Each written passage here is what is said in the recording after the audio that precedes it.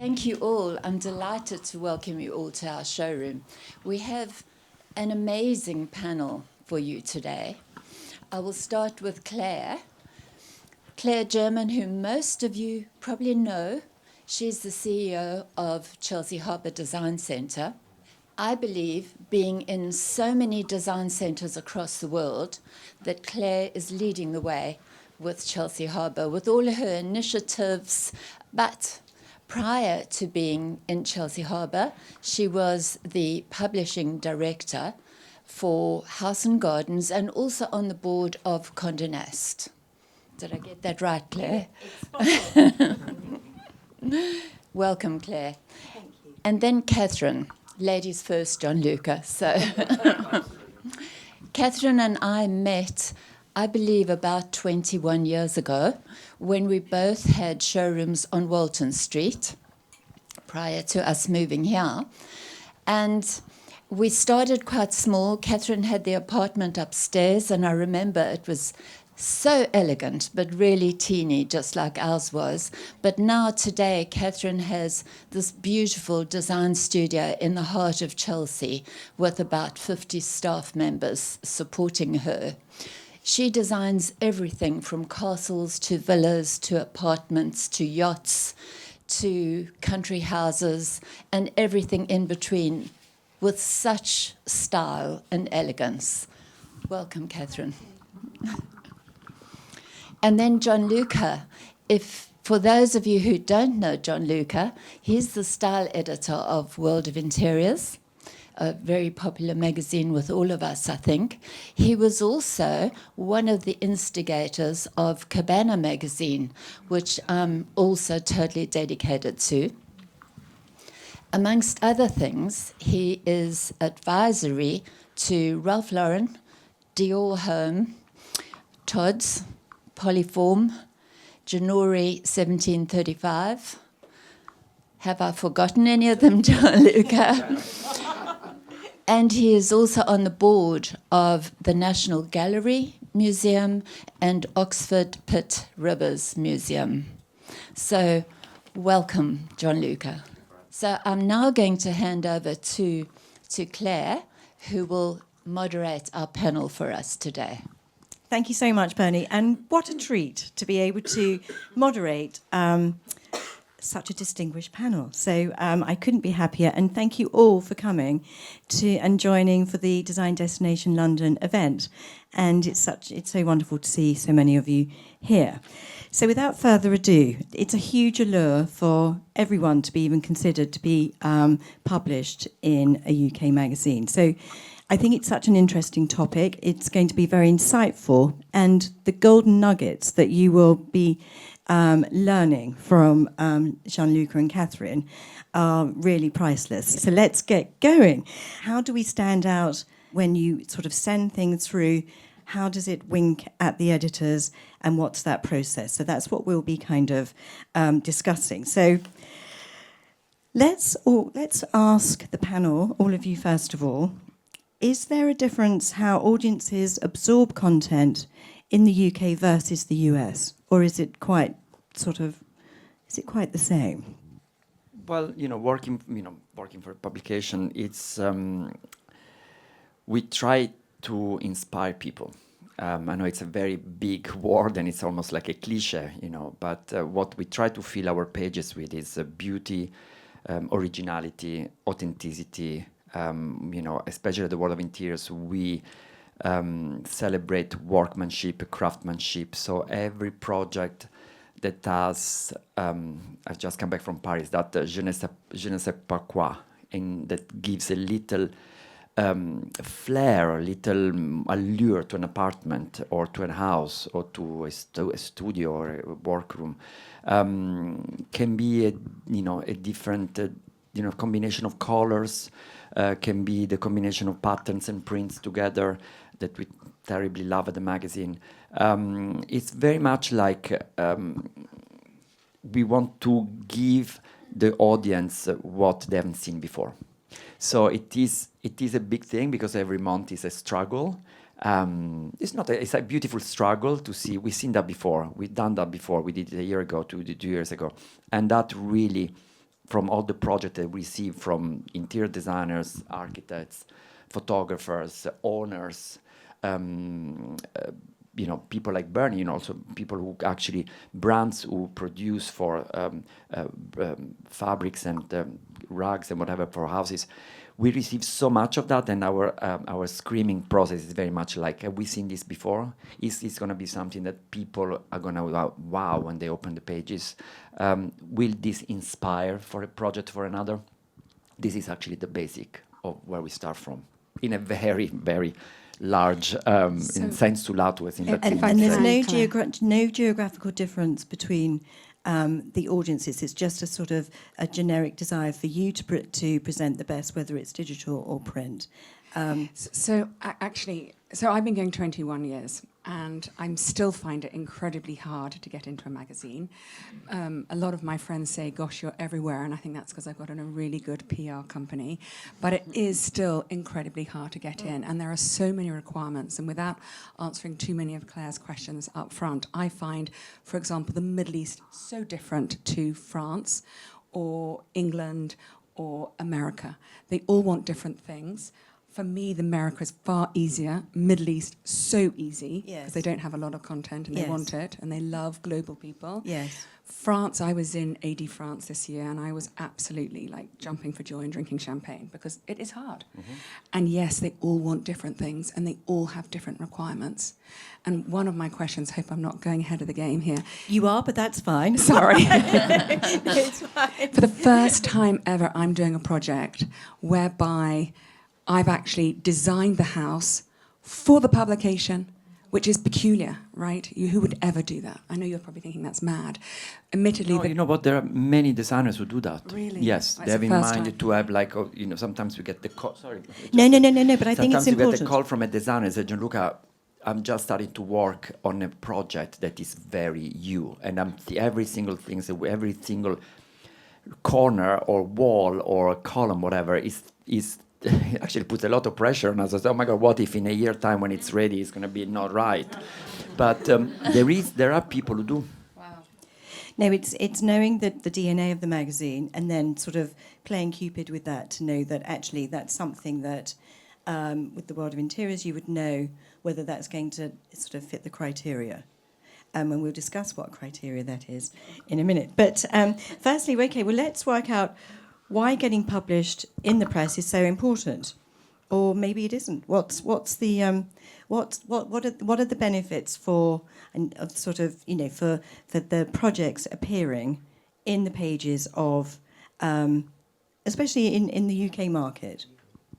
Can I answer that? Yes. I think it gives your customer, as an interior designer, the confidence to work with you. If they perhaps don't know you and then they see you published in a really good magazine, I think it just gives the customer that little bit more confidence. Would you agree? 100%. But I think there has to be a balance. Too much, they think it's being swamped. So it's we're going to talk about this. Quality over quantity is important. Yeah. Yes. No, absolutely. And but also I think it's putting yourself in front of a new audience, especially for American-based designers, for their work to be seen in the UK. That holds, major gravitas. So and then can open up a new business arm. So that's one of the reasons why getting to know the magazines and getting to know the editors is so important, isn't it? So the crux of it is you're working on a project and you know that you really want to get it featured and you know that you're going to be producing is going to be sublime. How easy is it to get owners' permission? Very hard. Yes. I think nowadays people are so private, and look, I think the publications now are beginning to realise it's quite hard, and they're sort of saying we could use a pseudonym, or where you're using a false name.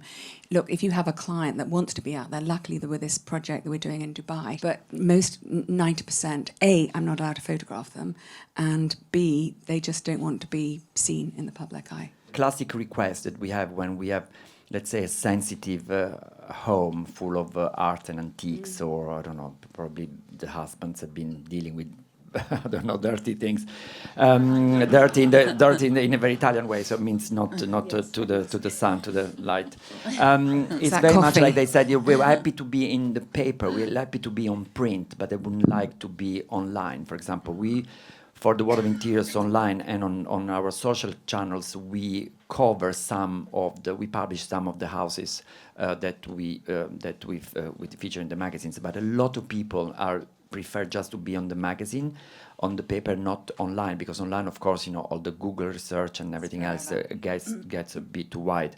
But it's yes, it can be very sensitive. But we're very lucky, the World of Interiors, that some people love the idea to be just there because they trust us. And in America, for example, they want, like celebrities actually want to be in magazines in America. Mm-hmm. Yes, well, that's leading nicely into it's segueing nicely into, is a celebrity home a big win? Or is it something that actually is it more about the home rather than the person who lives in it? I think both. We're so nosy, aren't we? We are so nosy, exactly. I think, again, it's very much like this is probably an important topic of how the American audience differs from the European audience of magazines. I mean, historically and culturally, the European magazines, interiors magazines, have always been focused on the interiors, the houses, the walls, the furniture. Everything has to do with the interior. And then, if this house is owned by, I don't know, a celebrity or a director, a film or a singer, whatever, then it's a plus. But I think, we can see in America it's a bit different, because look at what AD has become. AD completely changed with the new strategy of focusing more on the celebrity. But I think the strategy behind AD, American, then of course has been spread out to all the other ADs in the world after the second part of the strategy, where the content sharing. It was very much like the magazine wants to appeal to the general public. So the same person who reads Vogue or reads commercial magazine like Elle, Marie Claire, they would buy AD rather than decorators or people who are in the industry. That is a strategy. It's nothing wrong with it, but probably not. It's taken away the essence of why AD was created. But there is a market for everyone out there. Was Gwyneth Paltrow was recently in a magazine? I'm sorry, was it? Yeah, yours? that was AD. Was AD? Yeah, Yeah. yeah. But I think it was one of the most read magazines of that edition for that year, and I think everyone was so curious to see what she had been doing in a house and what her design styles, and she had been involved in it. So I think There there's is an that element. great Well, sense there of is voyeurism. It's isn't also there? there is the voyeurism, and also remember, for what has been happening now in the world of luxury, especially in fashion, where luxury has become so democratized. The next big thing, people that something we cannot buy is the way people live. So we can buy any sort of shoes, from the Valentino to Balenciaga to where, even if we're at the top of the Everest, we click and buy it. Yeah. What we cannot buy, the way you live at home or the way you entertain. So this is something that AD was actually great in focusing that channel to say, we want to sell, we want to promote the way people live. That is something that we cannot buy, unfortunately, because everyone has got their own different way of entertaining, of making a table or designing a room or things like that. But talking about Gwyneth Paltrow, when you asked, was with us or with AD, we hardly feature people. Actually, when we photographed houses, we never photographed the owners. It's happened to me to be as a sitting editor on someone's house shoot, and the lady was all prepared with makeup and hair, and I said, "I'm sorry, you're out of the game," because it's not what we do. So we are still very authentic to our own ethos. That is the house first. So, Gianluca, in that case, if you had a celebrity who wanted their house featured in World of Interiors, you wouldn't feature the name or the celebrity? We would actually. We photographed houses of some actors and actresses or fashion designers. They've been also on the cover, but it just happened to be this house is owned by XYZ. Actually, it's a very interesting topic subject because we were recently approached by kind of top model / actress, English, but based in LA, based in the US. Yeah. And the house is designed by a British interior designer, kind of beautiful. But so I said, yeah, looks very interesting, very modern for us. And then she said, okay, but then she wants to be in the picture and she wants to be talking Okay. about her projects of her house. And I said, No. I'm sorry, this is not us. Yeah. So they did it for. The impression I always get with the world of interiors is that it's the house and the people follow afterwards. For example, the Palazzo Margherita with Francis Ford Coppola. The fact is that he had a very beautiful palazzo, but it wasn't him that was sort of the driving force to having that featured. It was the fact that it was a beautiful palazzo and it sort of, belonged to him. I remember in House and Garden, obviously this was many years ago, but we would never feature people on the cover because actually it's all about the interiors, and you never want to associate an interior with one personality because then sometimes people find them unrelatable. Yes. That's for talking about this. We at the World of Interiors sometimes don't even feature houses on the cover. I mean, this is why I was looking for the January issue, because this is very much an example of how can we inspire and catch the eye on the shelves of the newsstands for a picture that is very us, where a hat and it's made with trimmings and tassels from. I love it. It's I think it's and it's so something great. that is it's such an iconic picture, that it's doesn't say anything about an interiors, but really makes you dream, and I hope it does to you all, because that's what we hope try to do. And it's fantastic because we look at rooms, we look at details, we look at the chair, or it's so many elements that really work on a cover. Sometimes we have 5 or 6 covers, different covers lined up, and then we choose the only But one. I think different publications do different things. So, for example, House and Gardens love it to look as though it's been lived in. Sorry, we're all looking this way rather than at you. I apologise. It's all about being lived in and feeling as though it's not staged. And then you'll have someone like an Architectural Digest where perhaps it needs to again look more natural. And then obviously World of Interiors where it is quite architectural and quite beautiful. L Decoration, for example, it's got to be quite minimalist. So every publication is very, very different. Yes, and that's they have to stick true to their DNA in that sense, because that's what the readers expect. And from a publishing point of view, it's a great challenge editorially to make sure that you constantly find the right representatives for your brand. And Gianluca will tell you're sort of, you'll have kissed many frogs to find that prince. Yeah. So, Gianluca, if I could ask you a question. If what World of Interiors features are the more, dare I say, eccentric or unusual spaces? Eccentric and unusual are some of the Okay. of the houses that we feature. I don't want to say that they're always has to be super eccentric or mad or lived in or deranged or dilapidated or whatever, as sometimes we get accused of. It's very much like places. I don't even say interiors. We featured also places, environments that have got a soul. I mean, we featured the post office of Palermo, because it's a fantastic example of a rationalist or fascist architecture, if you want to say. And he worked beautifully with the proportions of the columns, the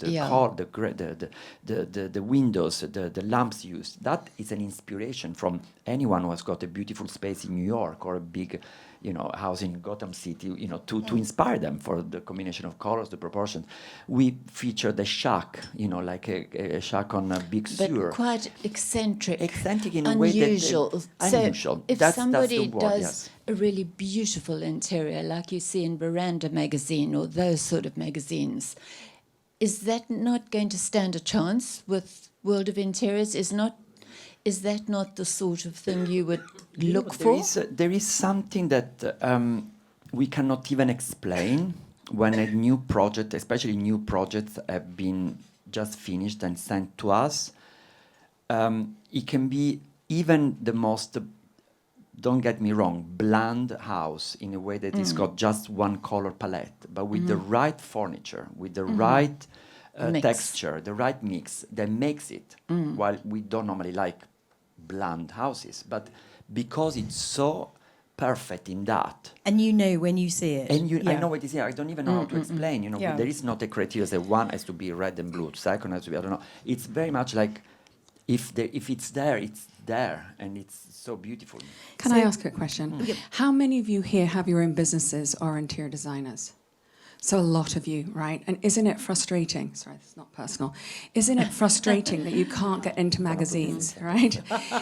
And it's really hard, and you mustn't give up because you mustn't just think, gosh, it's only the top 10 designers. You've also got to understand that they have to sell a publication, and actually magazines, I think, it's struggling a little bit now because obviously they're going on to the digital side and most of it's online. So there's many perspectives here. Is your project right for them? Can they sell that magazine with your project in it? So don't feel offended if you're not in it. Next question. I'm just going to jump in there because I think also when the editors are working out what house is right, it's also because of the golden thread through the editorial well. And so therefore it's not necessarily about selling the magazine because it's the front cover, there's that consideration, definitely. But it's getting the balance right in the well. And that's huge consideration every month, isn't it? It's sort of major conversations.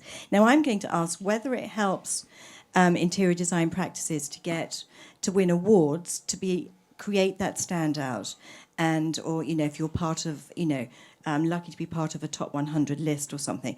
Does that help? Now, Katharine, you've won many awards, so you would know whether that's opened doors for you. Can I ask, has anybody here won an award? Okay, so we're going to change that. Well done. So we're going to change that. So first of all, don't beat yourself up, because sometimes I'm in it, sometimes I'm not in it. Does it at my age, my tenure of 21 years, do I care about award? Of course I do. Does it mean everything for me? No. When June comes out, sorry, just picking House and Gardens, and I don't make it that year and I did it 2 years ago, it's fine. It's normal. It is absolutely normal. But yes, if you're building your business, to get awards is absolutely everything, because you can say to your client, oh my gosh, I've just won this. But if you're pitching to the US market, they don't really care if you're top 50 of Country Life or top 100 of House and Gardens.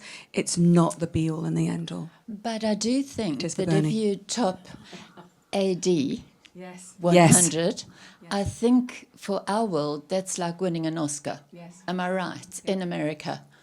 I think it seems super, super important. We looked AD. at it too, but although we don't have a list of awards or any sort of such a thing. But actually, I know as an editor and other editors, we always look at the awards won by some designers. He has a little, of course, he has I an think so. impact. Yes, and no, it's the- essential. Especially British in the US, because there's only 4 or 5. It makes all the difference. Yes, no, absolutely.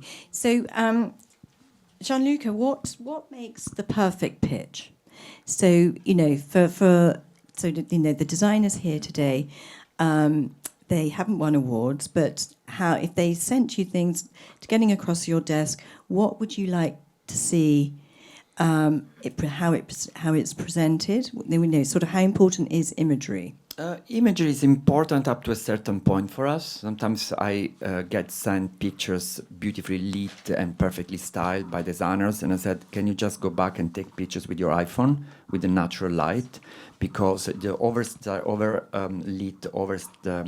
decorated, overstyled, it works against us. But that's very the world of interiors. Although I used to work for AD, I used to also contribute for AD magazine, and I remember AD has got a different approach. I mean, AD asks designers to send a pitch with the properly styled houses. So it's a different way of seeing that. What makes the world of interiors? It's very much like houses with individuality. That's what I always say. Houses that got a soul. You immediately spot the houses where the decorator had just 100%, 120% green light on everything. What we like is there is a conversation between the clients and the decorator.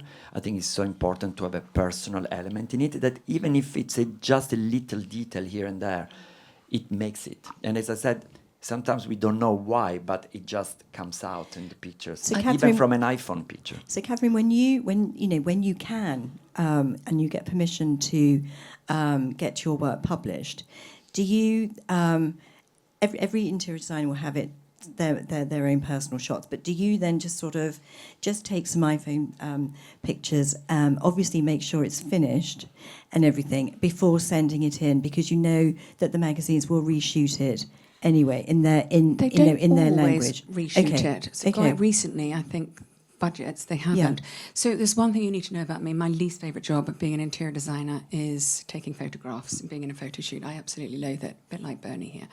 But in front of me, I have 3 of my lovely digital department, social media department, and they are the most patient people with me. They'll come up and tweak my hair and my blouse, and it's hours and hours. But it's so important how it ends up and how you look. It really is critical. That's the first thing. Second thing, they're expensive. Photographers are expensive. Videographers are expensive, and I video everything. Always have it done, because that is your marketing tool, and it really... It's very important. I can see someone over there saying, "I told you so." So it's absolutely critical. I mean, there are photographers and photographers. Probably this is our view, our the way we work. We know which photographer is better for a house or rather than another. For example, I was in Paris until yesterday, and Saturday afternoon I went to see a very peculiar house. When I say peculiar, in a way, for his style.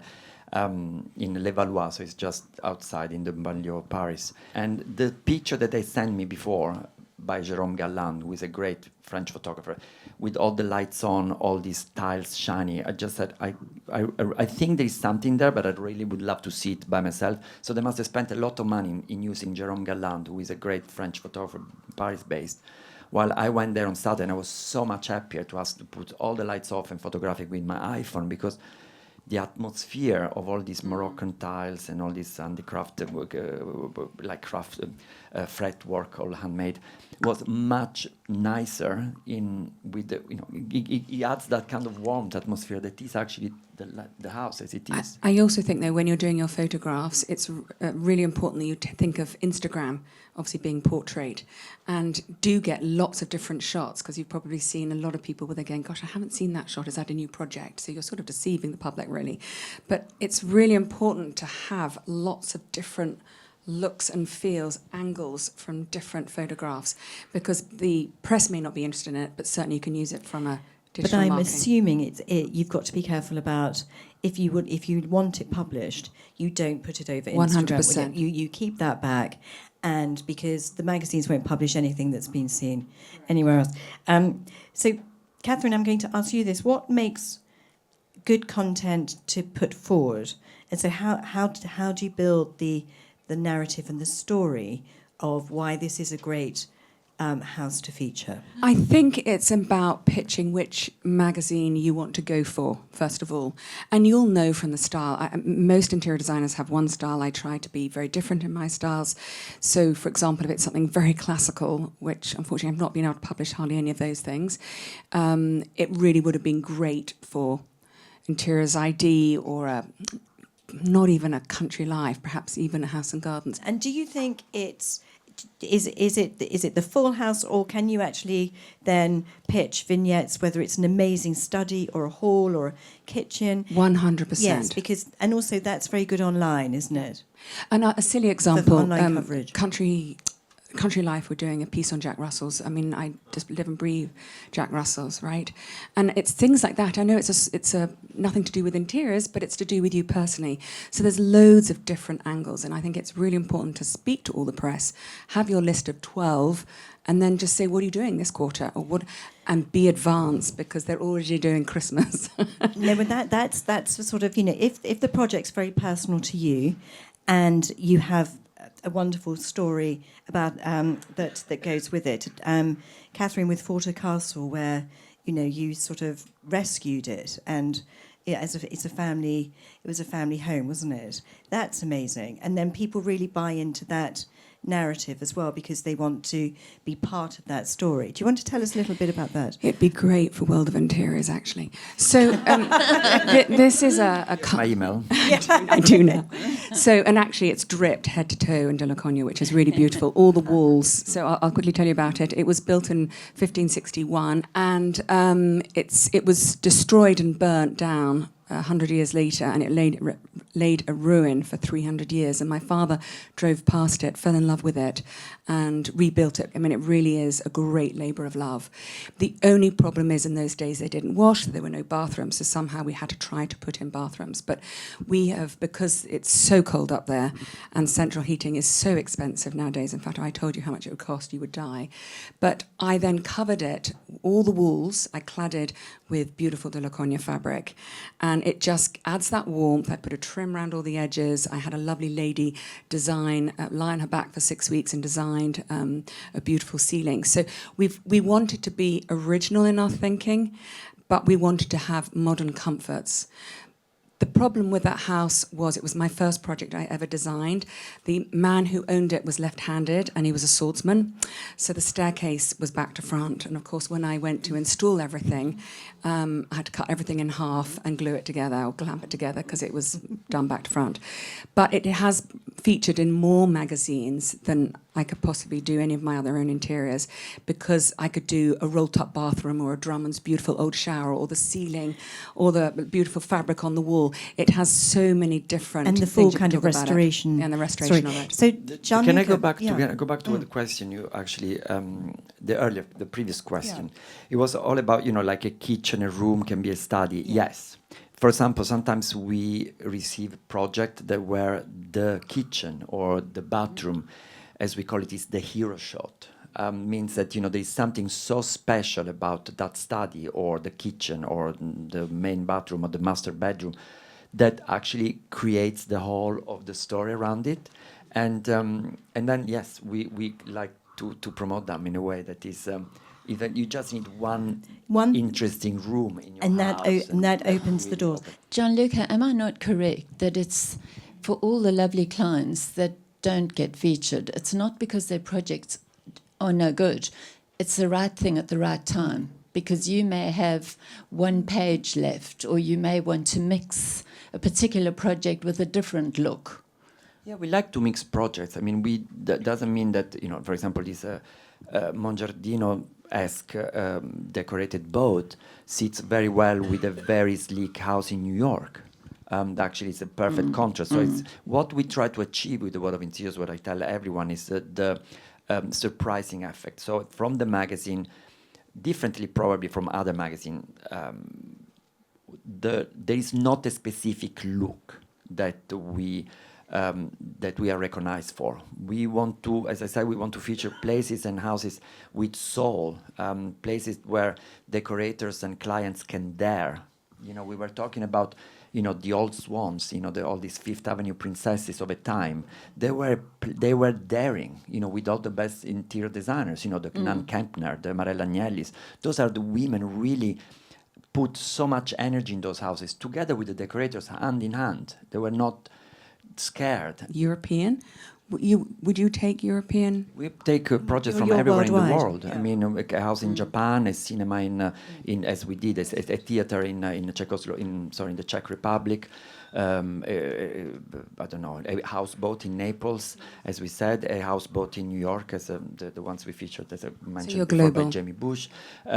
Totally global. We photographed this in France, in Italy, in England. I did a project, decorated by Vier Granny, and it was in American AD. I think it is sort of with House and Garden it was very had its heart UK based, but then we feature American, European, something that it fits with what the magazine stands for. But also, I think another point to say is, I know it might sound a basic thing, but when you're photographing and sending things in, or even just make sure there's no sort of seasonality to it, because the editors will think, actually, this is a great house, but it might sit on the file for over a year or whatever until it finds the right playmates for that issue.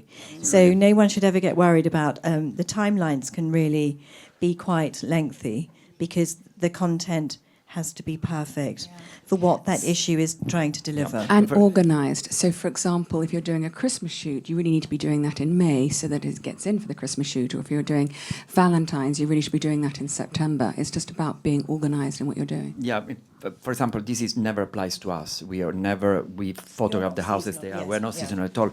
But the seasonality of it, and just to give a little example of how differently we work from AD or from another American magazine. When I used to style or being a sitting editor for an AD shoot, I would have ordered hundreds of flowers, the most colorful possible, to fill corners or to put it on a side table next to the beds. We are shooting a house in London that is very exciting. It's actually very full of contemporary art. And the owner, she said, "What flowers do you want me to get?" And I said, "Take the flowers that you would buy anyway that reflects your personality. We don't like orchids in general." So I said, "No orchids, but anything that has to be yours. What would you actually what would you put next So to it your feels to your part of bed?" the soul of the house. The soul of the house. Yes. Even a flower or a plant. Just that actually I put geraniums, like pelargoniums, on my table. Fantastic, go for it. We're going to love it even more. Something that I always think about it. For a designer, when you're working on a project, I think it's so important to know the publications that you love. And whenever you design a house, like for example, we have designers who send us like, "Oh, I've done this in America, there are 12, 13 projects, and none of them are right for us." And I said, "You know what, stop doing that. Not because I don't want to receive emails from you, but just say, why don't you just have the sensitivity of a project, said, you know what, this is better for El Decor than for the World of Interiors, then I will appreciate it even more." So even to be smart, okay, you're desperate probably to be featured or whatever, but also be smart, be clever in, the relationship with the editors to do it rightly. You must have so many people pitching to you every month. Also, it's Every day, every minute, and it's only going to it's going to get bigger after this session. So, Bernie, your products have been featured in many houses, in many magazines throughout the world.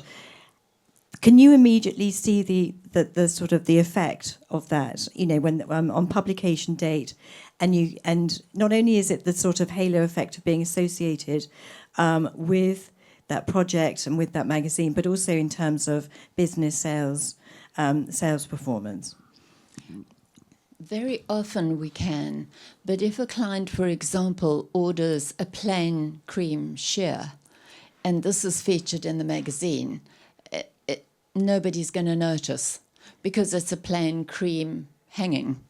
If it's something that's definitely Dell'Acogna, one of our woven fabrics, Textures, one of our yes. particular colours, the textures or the Paisley collection, then absolutely we see a difference. We get the phone calls. But if it's just a plain product, which is, by the way, what most designers use, plain products, then not so much. It's a very interesting question, Claire. Do you see the return on a press piece? I think that's really the question.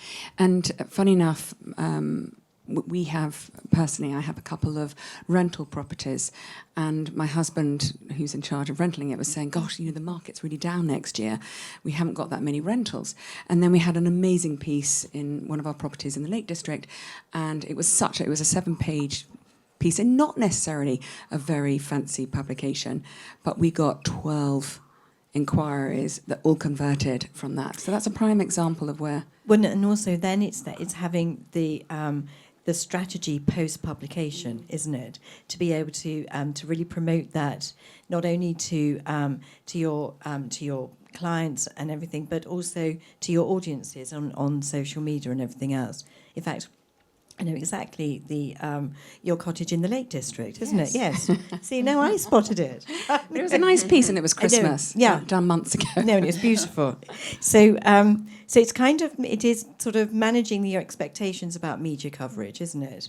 And knowing you have your dream list, but also then thinking if the client says and is happy to be featured, it's then managing that that with them very carefully. So you sort of aim high, and then just so to avoid disappointment, you then sprinkle in a strategy that can be that can ensure publication, but not necessarily the full feature, but a feature that the little bits that can create longevity throughout. And sometimes year, clients change their minds. You know, we did this huge chateau in the south of France. I mean, I'm talking huge. And it was featured in AD France. That took me 2-3 years to convert him to please agree to it. And it can actually be a case study when you're seeing new clients, this is what I've done, please see. And they, like Bernie was saying, are impressed that actually you're in AD, 7 pages. So it is also a marketing tool. It's a very powerful marketing tool. And I think if you've got a project that is fully sort of highlighting a particular craftsmanship or featuring an amazing artist, that's always worth sort of promoting as well. I don't want to use the word trends because magazines very rarely want to be, especially the world of interiors. It's not about trends. It's about something incredibly special. But some magazines might want to sort of, touch on a certain trend, especially if it's gearing towards a very good sustainability story or something like that. That could be of interest. I also think you asked me if the phone starts ringing off the hook straight away. But I think if you get featured in a fabulous publication like World of Interiors, people hold on to them. So although you may not see an immediate reaction, you certainly will get one. And I think that's even more important for designers.